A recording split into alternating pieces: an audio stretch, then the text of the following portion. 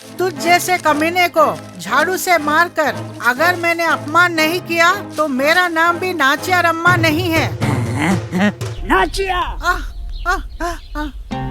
ए मुझे कुछ मत करना, मुझे जान से मत मारना, नहीं तो मैं भूत बन के तुझे मार डालूंगी। हम सब से गलती होती है ना, गलती न करने वाला कोई मनुष्य है? कोई भी परफेक्ट मनुष्य नहीं होता है। तो प्रभु हमारी गलतियों को क्षमा करें, उसके लिए आपको दूसरों की गलती क्षमा करनी होगी, ऐसा प्रभु कह रहे हैं।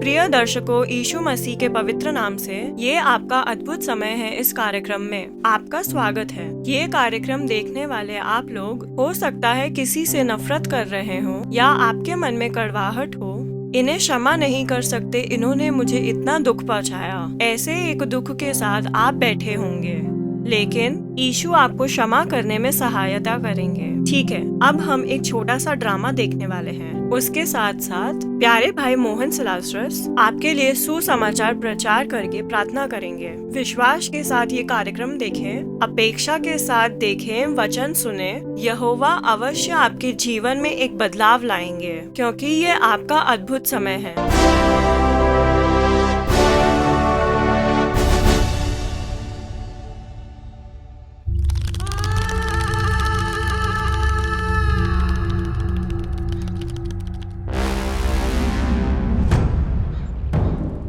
अरे जाओ उल्लू के पट्टे। क्या कहा तूने? अब अगर एक शब्द भी बोला ना तो एक थप्पड़ तेरे मुंह पर पड़ेगा। मार, मैं भी देखती हूँ। अरे मार ना, तेरे दोनों हाथ मरोड़ के तोड़ डालूंगी। हाथ मरोड़ेगी तू? हाँ अरे रुक मोड़ूंगी। जाओ, बीच रोड में ऐसे झगड़ा कर रहे हो, शर्म नहीं आती? अपने घर जाओ, उम्र बढ़ गई है लेकिन अकल नहीं बढ़ी। तू बीच में क्यों बोल रहा है? अरे तू जाके अपना काम देखना। जा यहाँ से। मैं भी कहाँ बीच में पड़ गया। क्या कहा तूने? तूने क्या कहा? ए, ए, ए, ए, तू कभी अच्छा नहीं रह पाएगा, तू पूरा बर्बाद हो जाएगा। तेरी जबान खींच के बाहर निकाल दूंगा। मैं तेरी जबान निकाल कर उसका अचार डालूंगी, अचार। ए, ये दोनों सांप और नेवले की तरह लड़ते ही रहते हैं। सही कहा। तूने मेरे खेत की फसल काट के अपने खेत में ले जाके जमा कर दी, तेरा सत्यानाश हो जाएगा। क्या कहा? तूने मेरी फसल काट के अपने खेतों में रखी है और आरोप मेरे ऊपर लगा रही है। तेरा दिमाग घूम गया है। अब अगर तूने एक भी शब्द कहा ना तो तेरी इज्जत सब मिट्टी में मिला दूंगा। हाँ, ये क्या बोल रहा तू? अधेड़ उम्र के? हाँ सही कहा। हाँ मैं अधेड़ उम्र का हूँ, लेकिन तू क्या 16 साल की कुंवारी कन्या है? रुक, अभी आती हूँ। ए मौसी, कहाँ जा रही है? रुकना मौसी, रुक जा। अरे अरे अरे रुकना, अरे रुकना, मेरी बात मान मौसी। तुझ जैसे कमीने को झाड़ू से मारकर अगर मैंने अपमान नहीं किया तो मेरा नाम भी नाचिया रम्मा नहीं है। अरे बाप रे! अरे अरे मौसी मौसी, रुक जा। ये क्या कर रही है? एक मर्द को झाड़ू लेकर मारने जा रही है, ये क्या सही है? मर्द है तो क्या हुआ, उसके क्या सींग निकले हुए हैं? उसने क्या कहा तूने सब सुना ना? अरे तू भी तो जुबान लड़ा रही थी। ला झाड़ू इधर दे। मैं नहीं दूंगी, नहीं ना। दूंगी। मेरी बात सुन मौसी, ये झगड़ा निपटाने के लिए कोर्ट जाना होगा, इसलिए ये लड़ाई झगड़ा बंद कर दे। अब जा। ए सुन पड़नी, तू बोल रहा है इसलिए मैं छोड़ रही हूँ, नहीं तो आज उसका मार मार के कचुम्बर बना देती। ए, यहाँ का तमाशा चल रहा है, खड़े होके देख रहे हो? जाओ, जाओ ना, जाओ अपने घर जाओ। पड़ोस में झगड़ा हो तो तमाशा देखने आ जाते हो।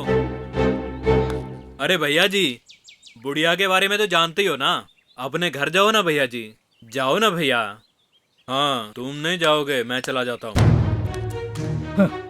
रुक जा, देख लूंगा, तुझे नहीं छोड़ूंगा।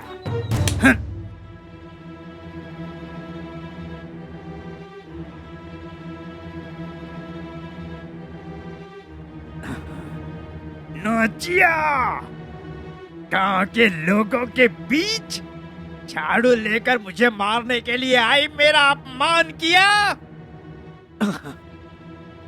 अब तेरे प्राण इन हाथों में है।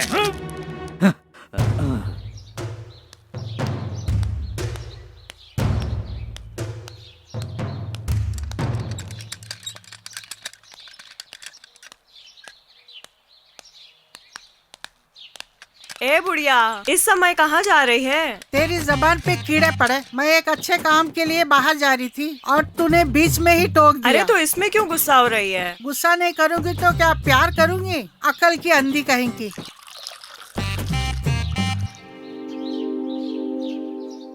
मेरी पोती की अगले हफ्ते शादी रखी हुई है। शादी अच्छे से हो उसके लिए पहाड़ी पे जो मेरी कुलदेवी का मंदिर है वहाँ जा रही हूँ। और एक तू है कि कहाँ जा रही है बोल के बीच में टोक दिया। शुभ काम के लिए जा रही थी, बीच में शनि की तरह आ गई। आज जाना यहाँ से।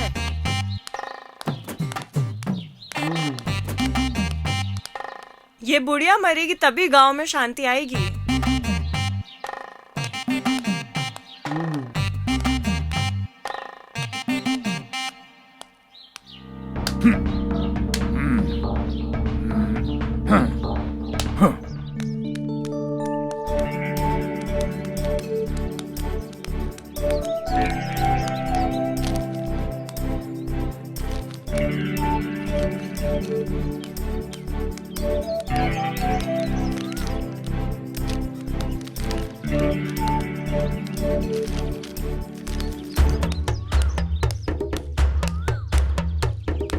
भैया कौन हो तुम लोग?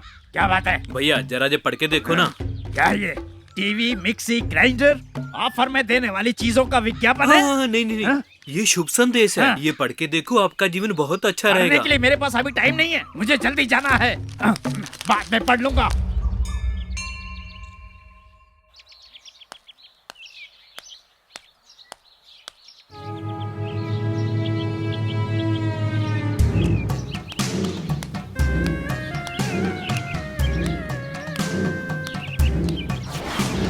नाचिया,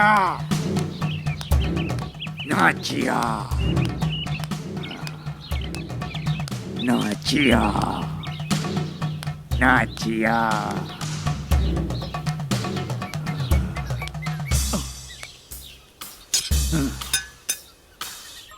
ये बुढ़िया अभी तक आई नहीं।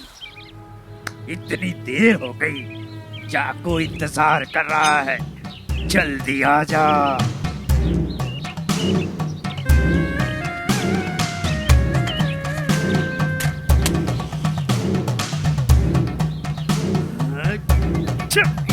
माचिस की एक भी तिल्ली बची थी, वो भी बुझ गई।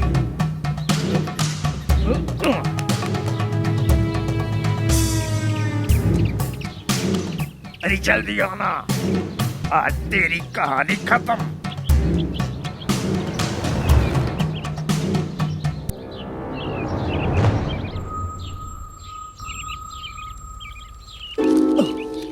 रास्ते में उन दोनों ने मुझे एक पर्चा दिया था।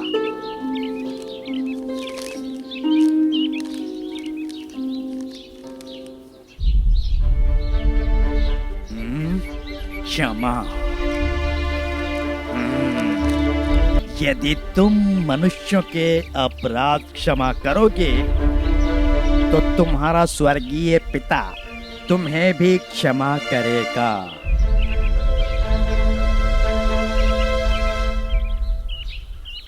और यदि तुम मनुष्यों के अपराध क्षमा न करोगे तो तुम्हारा पिता भी तुम्हारे अपराध क्षमा न करेगा।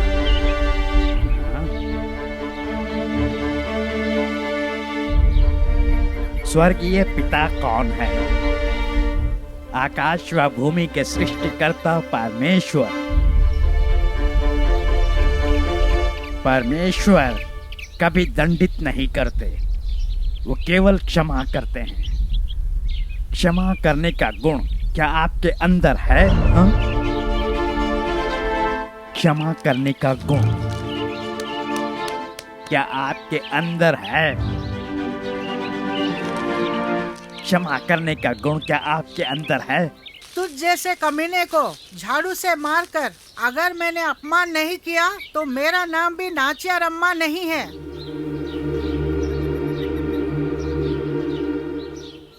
ये स्वर्गीय पिता कौन है?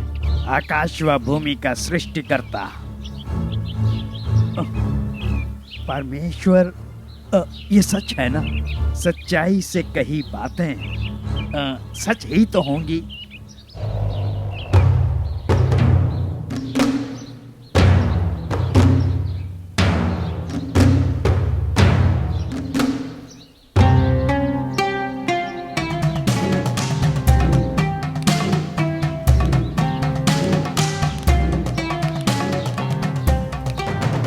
नाचिया। आ, आ। ए मुझे कुछ मत करना, मुझे जान से मत मारना, नहीं तो मैं भूत बन के तुझे मार डालूंगी।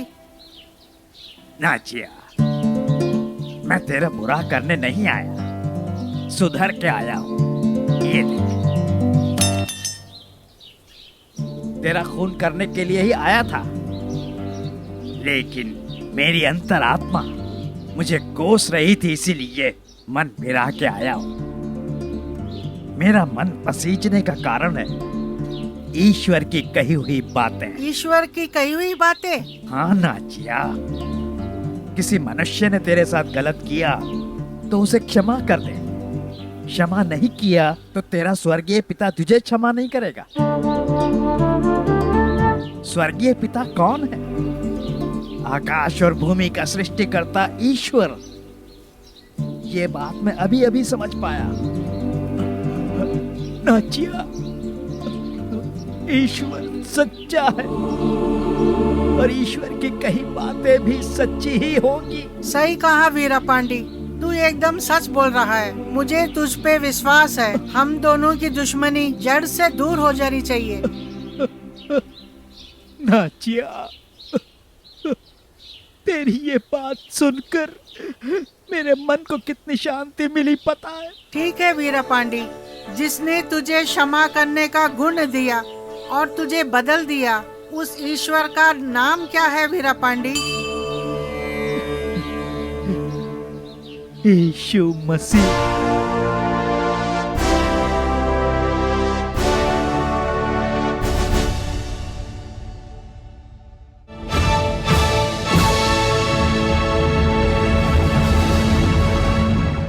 मेरे प्रिय मित्रों, यीशु मसीह के नाम से आपका हार्दिक स्वागत है। यह आपका अद्भुत समय है कार्यक्रम में। आप सबसे मिलकर मुझे बहुत खुशी हो रही है। यीशु मसीह चमत्कारी परमेश्वर है। आज भी आपको एक चमत्कार चाहिए। यीशु चमत्कार करने के लिए तैयार है। आपको चंगाई देने के लिए, छुटकारा दिलाने के लिए, आवश्यकताएं पूरी करने के लिए, एक नया मार्ग खोलकर कार्य सफल करने के लिए, रुकावट दूर करने के लिए वो तैयार हैं। आपके लिए वो हर प्रकार का चमत्कार करेंगे। लेकिन प्रभु आपसे एक कार्य की अपेक्षा रखते हैं। हमें अपने जीवन में कैसे चलना चाहिए, कैसे जीना चाहिए, ये सब बाइबल में प्रभु ने लिख कर दिया हुआ है।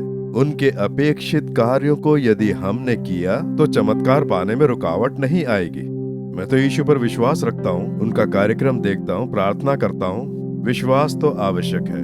विश्वास के बिना हम परमेश्वर से कुछ नहीं पा सकते।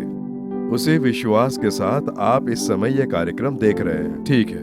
केवल इतना ही नहीं, परमेश्वर हमें कैसे जीना चाहिए, किसी भी परिस्थिति में क्या करना चाहिए, कैसे चलना चाहिए, ये सब बाइबल में लिख के दिया है। अभी अभी एक नाटक देखा ना, इस नाटक में विशेष रूप से क्या कहा गया है? क्षमा करो, ये कहा गया है। स्वयं यीशु कह रहे हैं मत्ती 6 अध्याय के 14वें और 15वें वचन में, इसलिए यदि तुम मनुष्य के अपराध क्षमा करोगे तो तुम्हारा स्वर्गीय पिता भी तुम्हें क्षमा करेगा, और यदि तुम मनुष्य के अपराध क्षमा न करोगे तो तुम्हारा पिता भी तुम्हारे अपराध क्षमा न करेगा। हम सब लोगों से गलती होती है ना। ऐसा कोई मनुष्य है जिससे गलती ना हो? सोच के देखिए, हम सबसे गलतियां होती हैं, क्योंकि कोई भी परफेक्ट मनुष्य नहीं है। मोहन से लाजरस स्वर्ग लोक से उतरा हुआ कोई स्वर्गदूत नहीं है। मैं भी तुम्हारी तरह ही एक साधारण मनुष्य हूँ। मुझसे भी गलतियां होती हैं। एकदम से गुस्सा आ जाता है और एकदम से गुस्से में कुछ बोल देता हूँ जो प्रभु को पसंद नहीं है, वैसा कोई ना कोई काम कर देता हूँ। क्योंकि हम मनुष्य हैं, हमसे गलतियां होती हैं, उसके लिए क्षमा मिलनी चाहिए ना। इसीलिए तो प्रार्थना करते हैं कि प्रभु मुझे क्षमा कर दो, मुझसे गलती हो गई, मैंने ऐसा बोल दिया, ये देखा वो देखा, मुझे क्षमा कर दो। और जब प्रभु क्षमा कर देंगे तो हम लोग रोजाना खुशी से रह पाएंगे। तो प्रभु हमारी गलती क्षमा करें, उसके लिए तुम्हें भी दूसरों की गलतियों को क्षमा करना होगा, ऐसा प्रभु कह रहे हैं। गलती को कौन क्षमा करता है? आने जाने वालों से तेरी गलती मैं क्षमा करता हूँ, मैं तेरी गलती क्षमा करता हूँ, ऐसा नहीं है। हमें किसी कार्य के द्वारा दुख पहुंचाने वाला कोई ना कोई होगा, उसी के प्रति हमारे मन में नफरत और कड़वाहट आएगी ना, गुस्सा आएगा। उसे स्थान दिए बिना उसे क्षमा करें, ऐसा एक तत्व यहाँ पर यीशु बता रहे हैं। अब आप अपने घर में ही देखिए, पति पत्नी, अभिभावक, बच्चे, सास ससुर बहू, ये ज्यादातर एक फैमिली में रहते हैं ना, रिश्तों में बंधे होते हैं। और इन रिश्तों के बीच कितने झगड़े होते हैं। कुछ कहती हैं कि पति ने ऐसा बोल दिया और उस बात को लेकर कई सालों तक मन में कड़वाहट कई पत्नियों के मन में बैठ जाती है। और कुछ पति ऐसा कहते हैं कि मेरी पत्नी ने मुझे ऐसा बोल दिया, मेरा अपमान कर दिया। मन में ऐसा एक दुख, जबकि सब एक ही घर में रह रहे हैं। लेकिन इतना होने पर भी बिजनेस माइंड, चल खाना निकाल जा, ऐसी बातें होती हैं, बस इतना ही। मन में जरा भी प्रेम नहीं रहता है। वो इसलिए कि मन के अंदर एक दुख है, कड़वाहट है। जो बात कही उसके लिए एक चिड़चिड़ापन सा है, वो क्यों नहीं निकलता है? क्योंकि क्षमा नहीं किया। जब तक क्षमा नहीं करेंगे आपके मन का दुख और भी ज्यादा बढ़ता ही रहेगा। इसलिए मन में सच्चा प्रेम पैदा नहीं होगा। चेहरा देख के बात नहीं करते हैं, प्रेम से बात नहीं करते, नाम के लिए बस बात करते हैं। एक ही घर में रह रहे हैं, सच्चा प्रेम और खुशी नहीं है, शांति नहीं है। बस ऐसे ही किसी काम के लिए बात कर लेते हैं। ऐसे ही ज्यादातर सास और बहू के बीच, बस नाम के लिए, माँ जी अच्छी हो ना, ऐसा बोलना, लो खाना खा लो, बस इतना ही। कहीं कुछ बोल ना दे, इसलिए सच्चा प्रेम मन में नहीं आता है। कई अभिभावक और बच्चों के बीच ऐसे झगड़े होते हैं। जवान बच्चे, मेरे बाप ने मुझे डांट दिया, मेरी माँ ने मुझे ऐसा बोल दिया, और बात करना छोड़ देते हैं। आते हैं, खाना खाते हैं और चले जाते हैं। तो इस प्रकार से अक्सर क्यों होता है? रिश्तों में दरार पड़ने का कारण क्या है? क्षमा करने का हृदय नहीं होता है। इसीलिए मन को बहुत ठेस पहुंचा दी है, दुख पहुंचाया है, उसकी वजह से मेरा नुकसान हुआ है। इसीलिए मन में एक नफरत है, कड़वाहट है, जैसे कोई विरोधियों ऐसे दिखने लग जाते हैं। ये सब दूर करने के लिए सबसे पहले आप क्षमा करें। जब तक आप क्षमा नहीं करेंगे आपके मन का दुख दूर नहीं होगा। दूसरा जो है, आपके पाप क्षमा होने चाहिए। घर में या काम की जगह पे कोई समस्या है, ऊपरी अधिकारी ने कुछ कहा और गुस्सा आ गया कि जब तक ये रहेगा शांति से हम काम कर ही नहीं पाएंगे, उस आदमी से नफरत होने लगती है। उसने बुला के डांट दिया, जो गलती की होगी उसे ठीक करने के लिए कहा होगा, मेरा अपमान कर दिया बोलकर उससे चिढ़ने लग जाएंगे। ठीक वैसे ही पढ़ाई की जगह पर, दोस्तों के बीच किसी बात को लेकर दुखी हो जाने पर कुछ दोस्त बिछड़ जाते हैं। ऐसा होता है वो इसलिए क्योंकि क्षमा करने वाला हृदय हम में नहीं है। तुम्हारा कहना सही है कि उसकी वजह से नुकसान हुआ है, सही है। ये बात सही है कि उसने दुख पहुंचाया, मन को ठेस पहुंचाई है। लेकिन जिसके मन को चोट पहुंची है वो चोट सूखे और खुशी से जीवन जिए, उसके लिए हमारे अंदर क्षमा करने वाला हृदय होना चाहिए। क्षमा करने का स्वभाव किसी भी मनुष्य में अपने आप नहीं लाया जा सकता है, ये केवल प्रभु से ही प्राप्त कर सकते हैं। यीशु मसीह क्षमा करने के ऊपर विस्तार से बता रहे हैं। तुम क्षमा करोगे तो ही स्वर्गीय पिता तुम्हें क्षमा कर पाएंगे। तो तुम क्षमा करो, ये यीशु ने सिखाया है। उन्होंने केवल नाम के लिए ऐसा नहीं कहा, ऐसे जी कर दिखाया है। उन्हें क्रूस पर लटकाने से पहले उनके चेहरे पर लोगों ने थूका। लोगों के लिए चमत्कार और भलाई करने वाले प्रभु पर थूक के अपमान कर रहे हैं, उन्हें मारते हैं, अत्याचार ढाते हैं, चोट पहुंचाई जाती है, बुरा भला कहा जाता है। इतना अपमान करके क्रूस पर उन्हें लटकाकर यीशु को देखकर खुशी मनाते हैं। तब भी वो कहते हैं, हे पिता, इन्हें क्षमा कर दो। ये बेचारे खुद नहीं जानते हैं कि ये क्या कर रहे हैं। इन्हें क्षमा कर दो प्रभु। मैंने इतने लोगों के लिए भलाइयाँ की, मैंने इन लोगों का क्या बुरा किया, मुझ पर क्यों ऐसे अत्याचार कर रहे हैं? हे प्रभु तुम ये सुनो। ऐसा उन्होंने नहीं कहा। हम लोग तो ऐसा ही कहते हैं ना, मैंने कौन सी गलती की, किसका बुरा किया जो मुझे ऐसे दुखी कर रहे हैं, वेदना पहुंचा रहे हैं। यहोवा सब सुन रहे हैं, प्रभु देख रहे हैं, प्रभु सुन रहे हैं तो सुनने दो ना। हम ऐसे ही कहते हैं ना। पर यीशु ने ऐसा नहीं कहा। उन्होंने कहा कि मैं जानता हूँ ये जो कर रहे हैं अन्याय है, ये अधर्म है, मैं जानता हूँ। फिर भी वो कहते हैं, हे पिता, इन्हें क्षमा कर दो। ऐसा हृदय कब आता है पता है? हमारे विरोध में जो पाप करते हैं उनसे भी हम प्रेम करें। वो तो मनुष्य हैं, गलती करने वाले मनुष्य हैं। इसलिए उन्होंने अपनी गलती के द्वारा मुझे ठेस पहुंचाई है। उन्हें लगता है कि वो जो कर रहे हैं वो सही है, पर चोट हमें पहुंचती है। इसीलिए तो हमारे यीशु मसीह ने जब हम पापी थे तभी हमसे प्रेम किया। वैसे ही हम प्रेम करके, प्रभु मुझे क्षमा कर दो। मेरी पत्नी है, मेरा पति है, मेरे बच्चे हैं, मेरे पिताजी हैं, मेरी सास है, मेरे माता पिता हैं, मेरे साथ काम करते हैं, मेरे फ्रेंड्स हैं, मेरे अपने रिश्तेदार हैं, मेरे मोहल्ले में रहते हैं। उन्होंने कुछ बोल दिया, उन्हें मन से क्षमा करते हैं। वो कड़वाहट हमारे मन में ना रहे। प्रभु हम तुम्हें चाहते हैं, क्षमा करके मन से कड़वाहट निकाल देते हैं। इसके बदले अगर बदला लेना चाहेंगे, क्षमा न करने से क्या होगा पता है? शैतान उसके द्वारा अपनी दुष्ट क्रिया करेगा। उसका कुछ बुरा होगा तो आप संतुष्ट होंगे, कहेगा देख लिया उसके साथ ऐसा हो गया, उसके साथ बुरा होने पर आप संतुष्ट होंगे, तो इसका मतलब आपने शैतान को स्थान दिया वही है जो इस तरह से करता है। तो प्रभु का जो स्वभाव है, बेचारे हैं, माना कि उनसे गलती हुई है, लेकिन तू उस पर तरस खा, उसे क्षमा कर, सहायता कर, ऐसा प्रभु कहेंगे। यही है परमेश्वर की आवाज और शैतान की आवाज में फर्क। इसीलिए प्रभु कहेंगे क्षमा कर दो। क्यों बेकार में झगड़ा करते हो, बदला लेने का सोचते हो? कुछ ना कुछ हो, मेरे से नहीं हो पा रहा है तो किसी न किसी और के द्वारा तो बुरा हो, इस प्रकार से सोचना भी गलत है। प्रभु के समक्ष कहें, प्रभु ऐसा विचार भी मेरे मन में नहीं आना चाहिए। मेरा बुरा चाहने वाले नष्ट हो जाए, ऐसे विचार भी मेरे मन में ना आए। किसी ने मुझे चोट पहुंचाई हो तो उनका अपमान होना चाहिए, उनके साथ कोई हादसा होना चाहिए, ऐसा विचार भी मेरे मन में ना आए। उन्हें क्षमा कर दो, उन्हें आशीर्वाद दो, उनके लिए मैं कुछ भलाई करूं, ऐसा मुझे अवसर दो। ऐसे प्रार्थना करें। मुझे प्रभु ने ऐसे ही सिखाया है। किसी ने अगर मुझे दुख पहुंचाया तो पहले प्रभु ने क्षमा कर दो। ठीक है, क्षमा कर दिया, भूल जा, लेकिन भूल नहीं पाया, प्रभु बुलाने के लिए सहायता करो। तब प्रभु ने कहा कि बुराई को भलाई में बदलो। इसका मतलब क्या है? जब सोचा तो तेरा बुरा चाहने वाले की तू भलाई कर। ऐसा कर सकते हैं क्या जो हमारा विरोध करते हैं, हमें बुरा भला बोलते हैं, चिल्लाते हैं? तो मैंने प्रार्थना की, प्रभु मैं उन्हें क्षमा करता हूँ, उनसे प्रेम करता हूँ, उन्हें क्षमा करके आशीष देता हूँ, उन्हें आशीष दो। मैं उनके लिए कोई भलाई कर पाऊँ वैसा मुझे अवसर दो। ऐसी प्रार्थना करें। जो मुझे दुख पहुंचा रहे हैं उनकी कोई भलाई करने के लिए मुझे अवसर दो। सच्चे मन से ऐसी प्रार्थना करेंगे तो यहोवा अवसर देंगे। ऐसा मैंने अपनी सेवकाई में और जीवन में बहुत देखा है। उनकी भलाई करने के लिए यहोवा ने मुझे अवसर दिया, ऐसा लोगों ने कहा। और उसके बाद उन लोगों ने क्षमा मांगी और एक दूसरे से बहुत ज्यादा प्रेम करने लगे। जो मन में कड़वाहट थी वो प्रेम में बदल गई। ठीक वैसे ही क्षमा कर दें।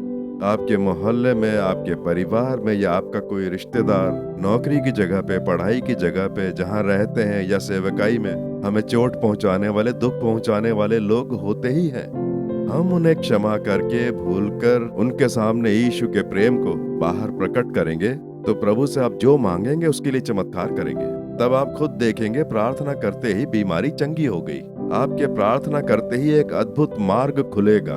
प्रार्थना का आज उत्तर क्यों नहीं आया? रुकावट, वचनों का आदर नहीं किया। इसीलिए आज ही कहें, हे प्रभु मैं मन से उन्हें क्षमा करता हूँ, उनसे प्रेम करता हूँ, आशीष देकर प्रार्थना करता हूँ। मुझे क्षमा करने वाला हृदय दो। आज से ही ये कड़वाहट, नफरत मेरे अंदर से निकल जाए। ऐसी प्रार्थना करके देखें, आज ही आपके लिए चमत्कार होगा।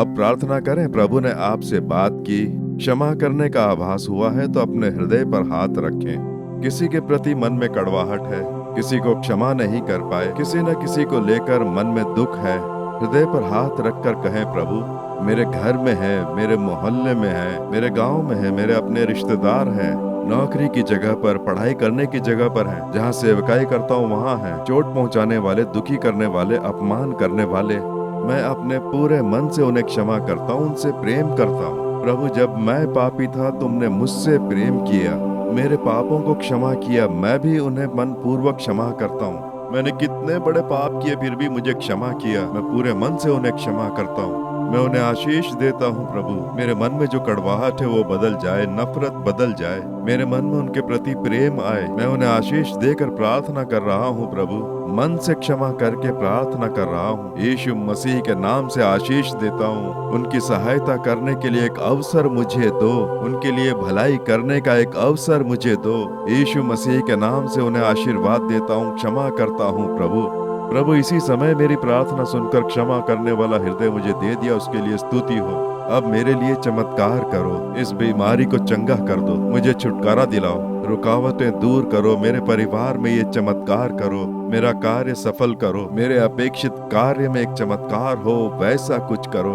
परम पिता तुम्हारे ये बच्चे प्रार्थना कर रहे हैं, मेल मिलाप करके, वचनों का पालन करके प्रार्थना कर रहे हैं। आज इस तरह से प्रार्थना करने वाले हर एक के जीवन में एक चमत्कार होना चाहिए। इन्हें बीमारी से छुटकारा प्राप्त हो, शैतान के बंधन टूटकर बिखर जाएं, अद्भुत छुटकारा और चंगाई इन्हें प्राप्त हो, आवश्यकताओं की पूर्ति हो, जो दरवाजे बंद हो गए हैं वो खुल जाएं। चमत्कार करके इन्हें प्रसन्न करो। तुम्हारा सामर्थ्य इन्हें छू रहा है, छुटकारा दिलाने के लिए तुम्हारी स्तुति हो, स्तुति हो, स्तुति हो। यीशु मसीह के नाम से प्रार्थना कर रहे हैं परम पिता, आमीन आमीन। प्रभु ने आपके लिए चमत्कार कर दिया। विश्वास के साथ अपने चमत्कारों की राह देखें। हमारे जीवन के इस सफर के दौरान हमें चोट पहुंचाने वाले, हमें दुखी करने वाले लोग अक्सर आएंगे। उससे प्रसन्न होने वाले अल्प बुद्धि वाले लोग इस संसार में हैं, पर हमें उनके जैसा नहीं बनना है। हमारे अंदर यीशु का स्वभाव है। क्षमा करके, भूल कर, प्रसन्नता से हमें आगे बढ़ते रहना है और उसके लिए रोजाना यीशु की उपस्थिति हो। वही आपकी सहायता करेंगे। प्रभु के इस समूह में प्रार्थना करके, वचनों का ध्यान करके यीशु के साथ ही आप जुड़कर रहेंगे तो आप किसी को भी क्षमा कर पाएंगे, भूल जाएंगे, दुख दूर हो जाएगा और संतुष्ट जीवन जी पाएंगे। इस प्रकार का एक अद्भुत और मिठास भरा जीवन यहोवा आपको प्रदान करेंगे। आमीन। For further details and prayer support, contact Jesus Redeems Ministries, Naulumavadi, Tuticorin District, 628211.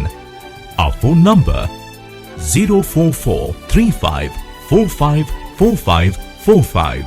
Email info@jesusredeems.org. Our website www.jesusredeems.com. God bless you.